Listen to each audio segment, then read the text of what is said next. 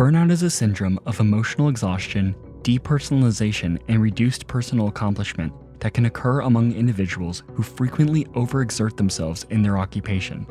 Simply put, burnout is feeling physically and mentally exhausted by work to the point where the employee no longer possesses the desire or even the capability to perform their job at a quality level. Early signs of burnout to be on the lookout for are exhaustion, being drained of your mental, emotional, and physical resources, cynical detachment, an increase in antisocial behavior, and inefficacy, less belief in oneself. The toll of burnout is on more than just the employee. It results in worse performance, inhospitable and unsafe work environments, and more resources being consumed to deal with the higher turnover rates.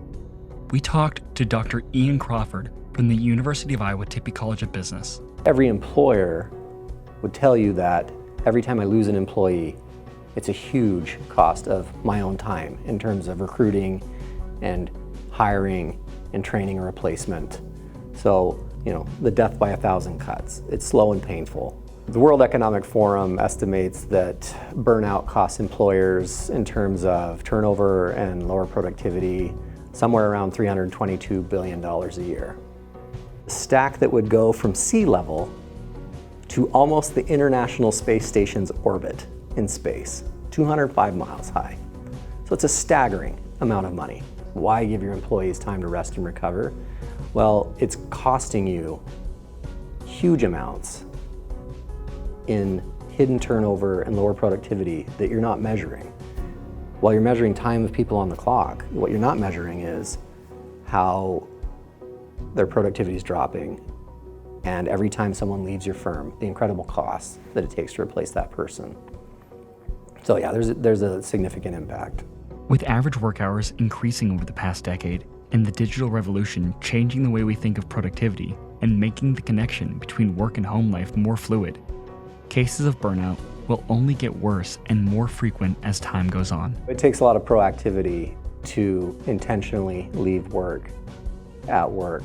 Part of it is just the general breakdown of boundaries, the convenience of having our digital lives with us everywhere we go. I don't know that anyone intentionally said, I'm going to let the boundaries blur between my work and my home life, but it just has kind of happened, and I think reasserting those boundaries is important. It'll take some conscious re-establishment of boundaries.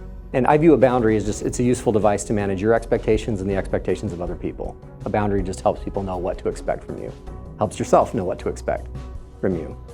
Before doing that, it's important to let people know when you can be reached and when you can't. Employers will do this. They'll tell employees, as a matter of company policy, you should not answer emails after 6 p.m. or you should not answer emails on weekends and holidays. That's a great practice that employers just set the expectation for everyone. Now, people can differ in how they carry it out, but that gives you autonomy to know, past 6 p.m., I don't have to check my work email. In other professions, you might just have to do that yourself, where you inform colleagues or those you work with that I'm available for communication or meetings in these hours, and I'm unavailable for these hours. And you just make those expectations public so people know what they can expect. Boston Consulting Group is a huge consultancy that works in very high-paced industry, lots of demanding clients. They've always assumed that their team members need to be available to their clients 24/7. And they've done experiments with their consulting teams where they have forced employees to take days off in the middle of the week. And they were so against it, so nervous about my client's gonna think I'm not there for them, we're gonna lose business. And reluctantly, they agreed to do this experiment because part of their consulting business is helping companies figure out how to operate more efficiently and more effectively. And so they decided, well, we should do the same ourselves and do a test to see if we can operate more efficiently or effectively ourselves.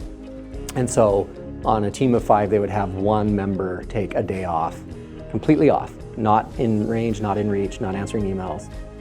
And they found that their employees came back more refreshed and their performance actually improved because they were taking regular time to rest and recover. It just is a shift in boundaries. I think reasserting boundaries of when you are available and when you are, be available. And when you're not available, people know and they won't bother you. They'll respect your boundaries. So it takes some public action of letting people know what your boundaries are, and then some private action too of just regulating yourself. I heard a friend the other day say, when we come home, we put our phones in a basket by the front door and leave them there. Or others that say, I don't charge my phone next to my bed at night. I charge it in another room, and then I go to my bedroom to go to sleep instead of to scroll through my phone for another 2 hours. And better sleep is better rest, better recovery.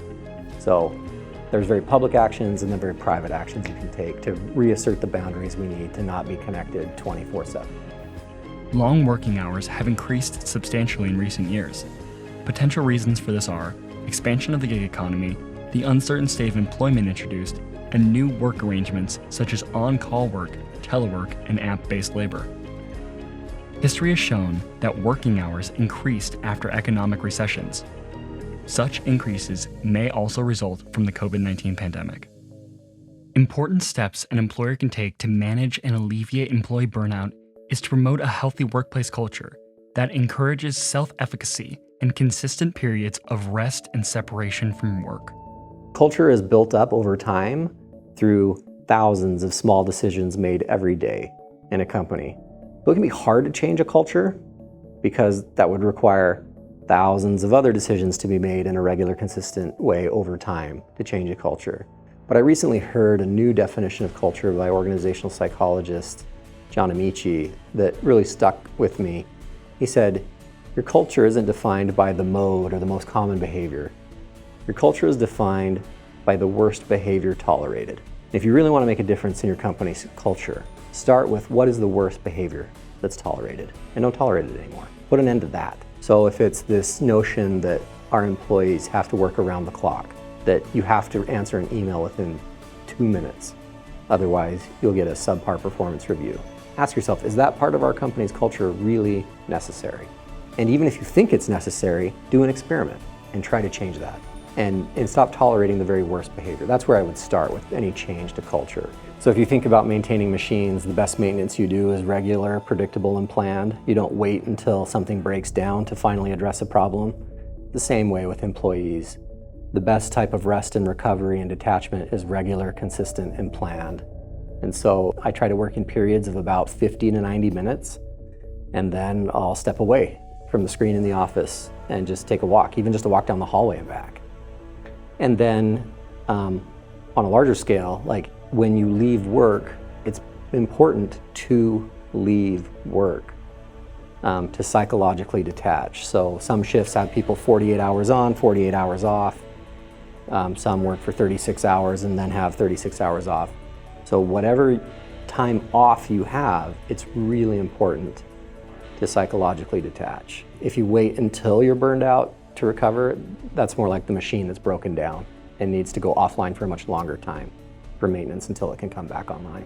You can work a terribly ineffective, waste of time hour, or you can work an incredibly effective and productive hour. What really determines productivity is the amount and quality of your focus and energy invested during any specific hour worked. We just have to let go of the idea that the number of hours worked is any meaningful indicator of our productivity and move towards more results-oriented measures of productivity. What you care about most as an employer is people doing their jobs and doing them well. Your rested employees will be better employees. So give people the time and space they need to psychologically detach because they will come back better. The quantity of hours worked might be lower, but the quality of hours worked will be higher.